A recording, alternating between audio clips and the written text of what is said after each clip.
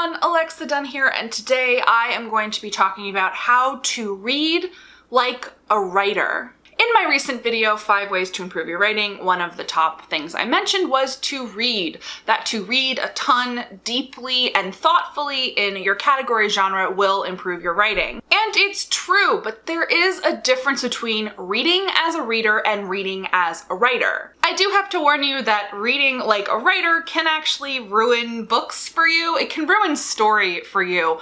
And it's kind of hard to go back once you cross that line. But honestly, at a certain point as a writer, you cross that line whether you want to or not. But this video is active steps you can take to start reading like a writer, so you're reading toward improving your writing and informing your own writing. So the first thing to do to learn to read like a writer is to learn about story structure and story beats. This can be formal, reading craft books, watching videos, studying beat sheets, and I will link below to some resources, videos I've made, as well as favorite resources of mine. Or it can be informal. Honestly, if you watch enough movies in particular, you start to get a natural sense of what these kind of story beats and arcs and pacing are. And then what this leads to, whether you've figured this out formally or informally, is as you are reading any book, note down the beats. Go, oh, that's the inciting incident. Huh, I see the break into two, the choice that the character has to make to go on a journey. This is the fun and games section. Ooh, the bad guys are closing in. Dark night of the soul, which is one of my favorite beats, by the way, etc., so on and so forth. And as you start to identify these things, you can start to note for yourself, oh, I really like how this author did that, but also you start to note where authors are doing these things as well as how. But the where is really, really important, because one big thing about improving your writing generally is to learn structure and how structure impacts pacing and how to write a well-crafted and well-paced story. So the second tip is to pay attention to key turning points in the books that you're reading. And I want you to look at the page numbers or percentage marks, if you're reading on a Kindle, where these things happen. Essentially, track your reading experience. Anytime you start to get bored, take a look at that page number, though honestly, percentages are really, really helpful. This is one like thumbs up to reading on a Kindle, because you can go, oh, I'm starting to feel a drag. I'm at the 25% mark, and then when something really exciting happens in the next chapter, a twist, you go, look, I'm at approximately the 30% mark. This is the twist that gets us into the break into 2. When there's the big middle twist, it's the midpoint turn, and you pay attention to kind of how much space and time and things that they did before that happened. Breaks into 3.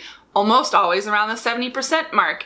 And you start to kind of notice these beats, whatever the genre that you're reading is. There's certain rhythms to different genres and types of stories, so if it's mysteries and thrillers, or it's a romance, or it's a sci-fi, or what have you, being a conscious reader, actually paying attention to where authors do what, can help you out, because as you're working on your own work, you can go, I can tell I'm at the point in the book where, ooh, the reader might be feeling a little bit complacent, time to do that twist. Or it could literally be, this is going to be page X of my book. I need to be doing Y. And when you do follow kind of at least the story beat lessons for screenwriting, they literally give screenwriters page benchmarks, like by page X, you need to do Y. It's a little bit harder to do that for novels, but you can pick up these patterns and these rhythms and try to emulate it in your own writing. The third tip is every single time you pick up a book, I want you to stop and think about all of the different choices that author had to make. Basically, think thoughtfully about what they decided to do in the book.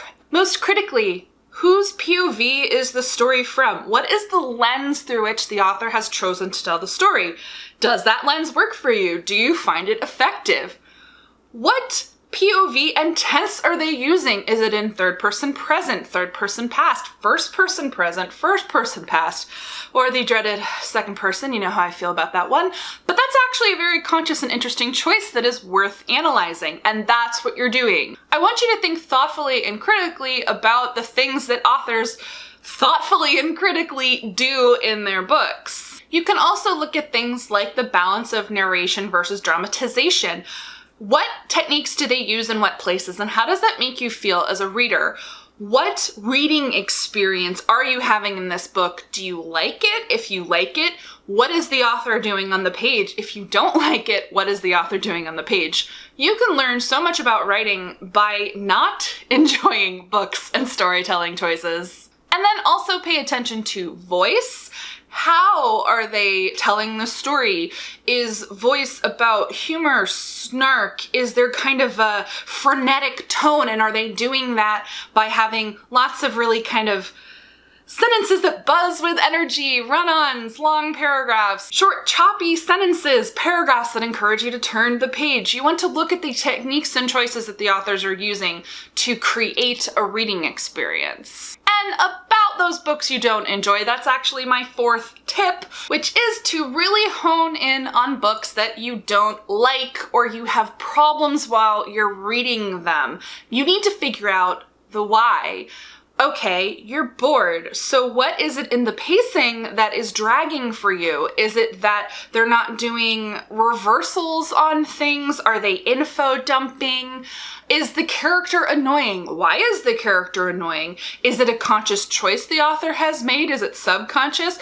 Ultimately, there are going to be things that you just don't like about a book because we all bring bias to books, but it's still worth thinking, okay, what is it about this writing style, the editorial choices, the narrative choices that the author has made that really isn't working for me? And set yourself the thought experiment, how would I fix this book? Figuring out how you would fix a book that you don't like is one of the best creative writing exercises you can possibly do. And sometimes it can actually lead to great book ideas. You'd be amazed how many story ideas come from, oh, I really didn't like this thing about that. I'm gonna riff on the one thing I did like and come up with my own ideas. Or even just thinking, how would I take this book that had a really, really great premise and do it differently from how this author did it to fix it? I've done this many times, and it's led to videos that I've made on this channel going, oh, I realized that the core issue of X book was this. That's a really interesting discussion topic. It's made me look at my own work. Am I making the same mistakes that that writer is making? And you start to figure out the line between your personal biases and preferences and actual craft issues, which also then will just help you down the line when you're dealing with your own negative reviews, because you go, is this like them just not liking something specifically, or am I garbage? You're always gonna think you're garbage, a spoiler. But it's just a really useful writing and craft exercise to really hone in on what makes a book bad or just what makes a book not work for you. And the fifth tip for reading like a writer is to reread your favorite books with your craft hat on. This is the part where it really can ruin books for you. It can ruin books for you anyway. But take a beloved book that you really, really love, like let's say it's The Hunger Games, calling myself out, and actually think about everything that they're doing on the page. Why do you love this? What is it about the voice, the choices that the author has made, the story craft elements?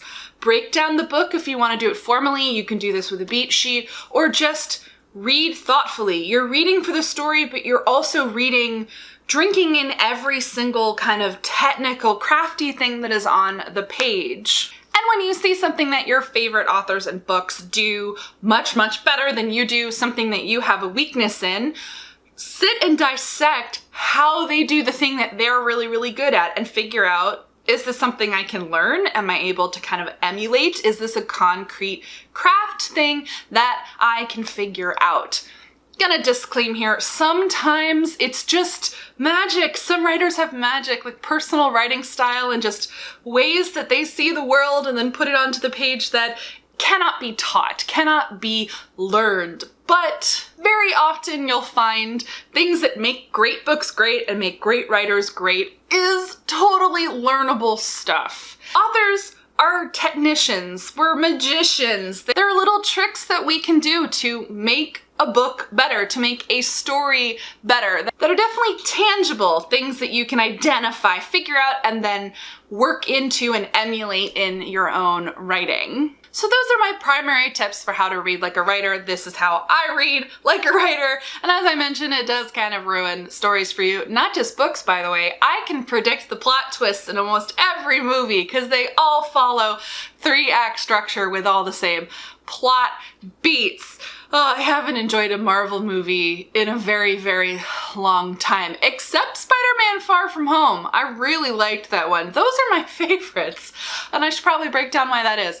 But still, there is structure to story. There are things that you can figure out, and when you start to think thoughtfully as you read, it will inevitably make you a better writer. It is a long process, though, I will warn you, because just because you can identify something doesn't mean you can do it in your own writing. It does take time and practice to do that. I always hesitate to, kind of preach that if you read a ton and you're a really big reader, you will automatically be a better writer. Correlation is not causation.